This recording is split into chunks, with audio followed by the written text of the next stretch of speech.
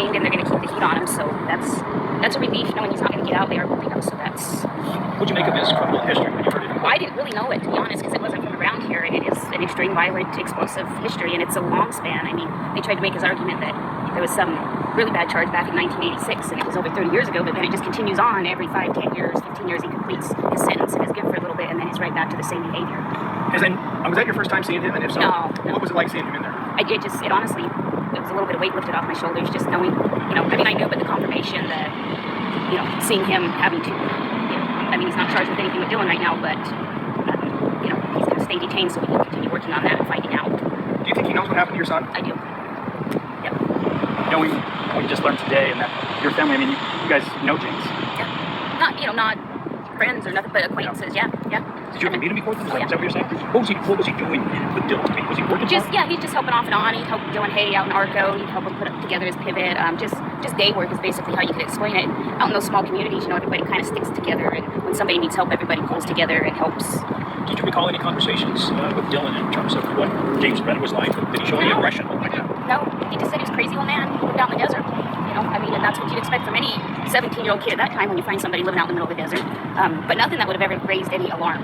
Now explain where his boots were found and where James was squatting. So his boots were found almost directly behind James's trailer, probably about 150 yards behind that dirt mound. That dirt mound was right behind where James's trailer was. Now you were out there, were you Yeah, not? yeah. Justin and I were there. We looked at the boots behind the dirt pile when they were first found. And those boots, when you saw them, were they like buried or were they just left there? No, they were just looked like somebody tossed them out. Just tossed out boots, just thrown out. Didn't look like they'd been there more than a couple days, if that. What do you think's happened to Dylan?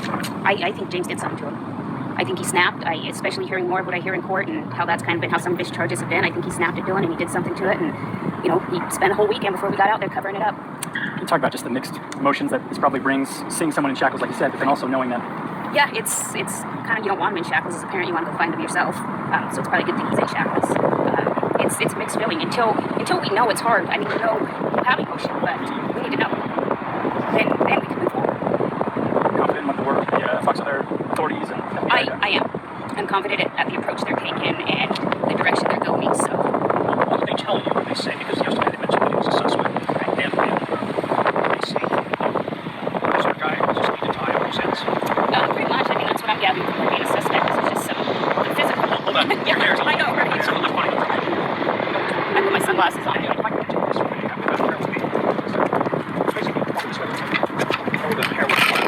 Yeah, sorry, it's always in my face.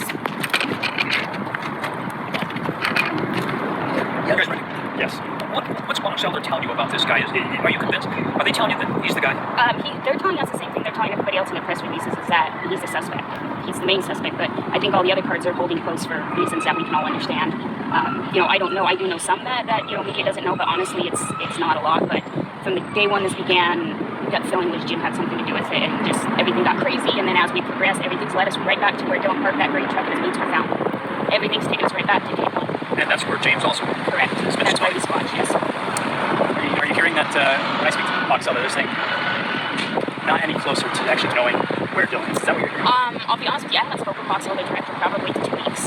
I've been in contact with the FBI, but I get a daily update on an email, but I have not actually had a phone call or...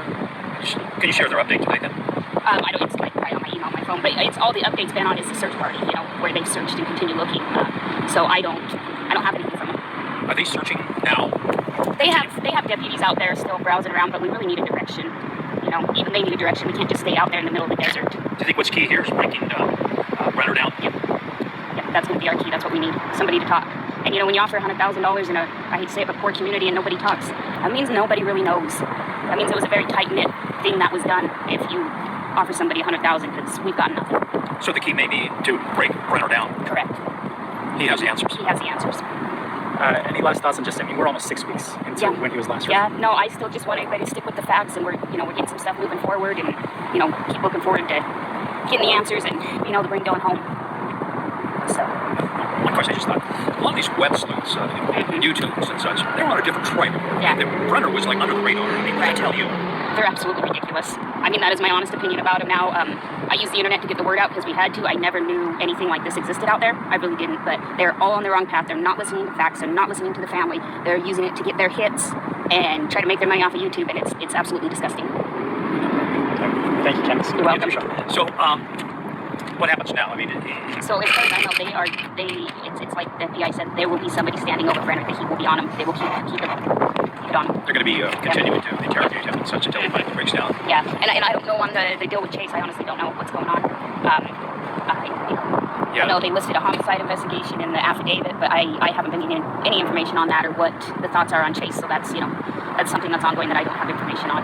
Do you think he had anything to do with it? I'm starting to wonder. I mean, why else would what's going on be going on with what we know now on his arrest and stuff? So do you think that maybe there's a group, not just one person? I don't think there's any way Jim could have pulled this off by himself. I mean, maybe hurting Dylan, but not the rest of it. What kind of transportation did he have? Brenner. Oh, he's got a pickup. Oh, he's got a pickup. Yeah, he's got a pickup. Good man. We good? Yep. Okay. Candice, thank you. Thank you, guys. Talk Yep. to us. F-250? No. No, okay. No, it's just a single cab, older Chevy. Okay. Yeah. I was wondering, I thought it looked like the F-250 that I used to drive. Oh, no, not Okay. Brenner. So. All right. Thank Okay, you. all right, thanks, guys.